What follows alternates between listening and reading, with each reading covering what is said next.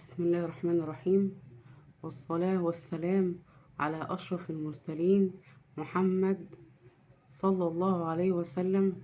الصلاة تفك بها الكرب وتحل بها العقد وتنفرج بها الهموم وتفك بها الديون.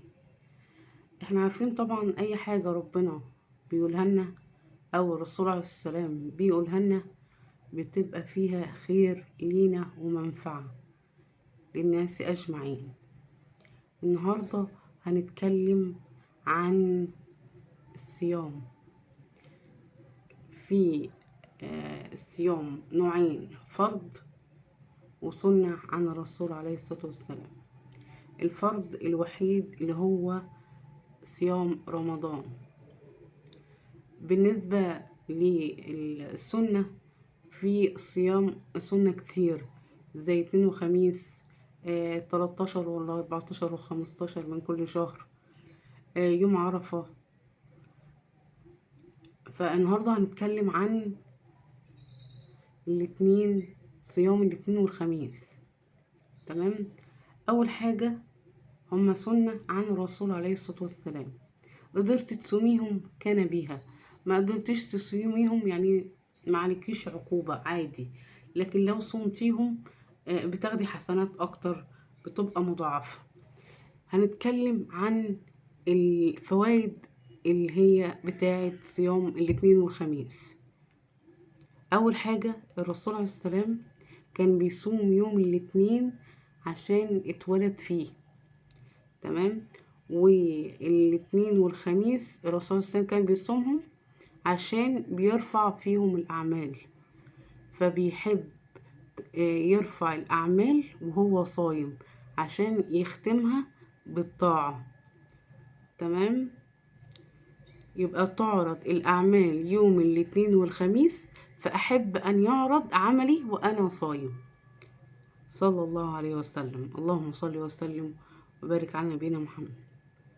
تاني حاجة بتبقى فيها مغفرة للذنوب.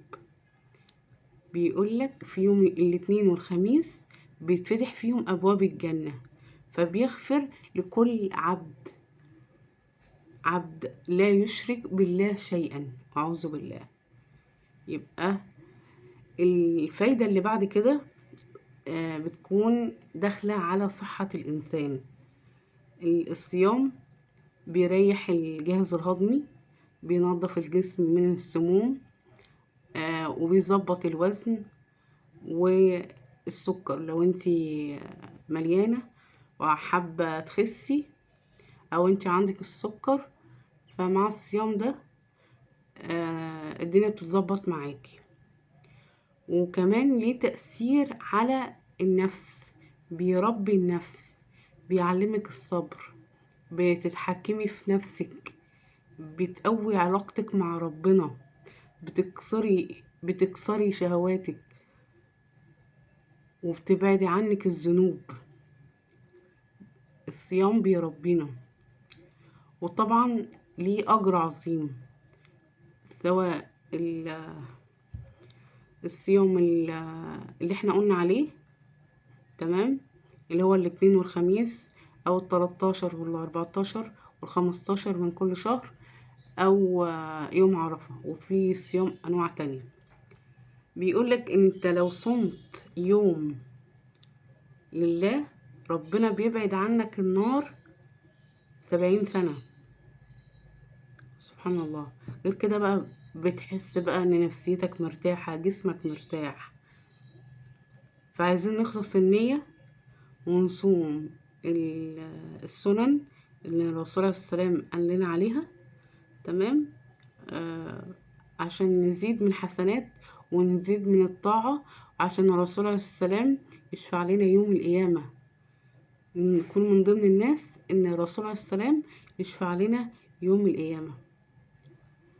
والنهاردة خلص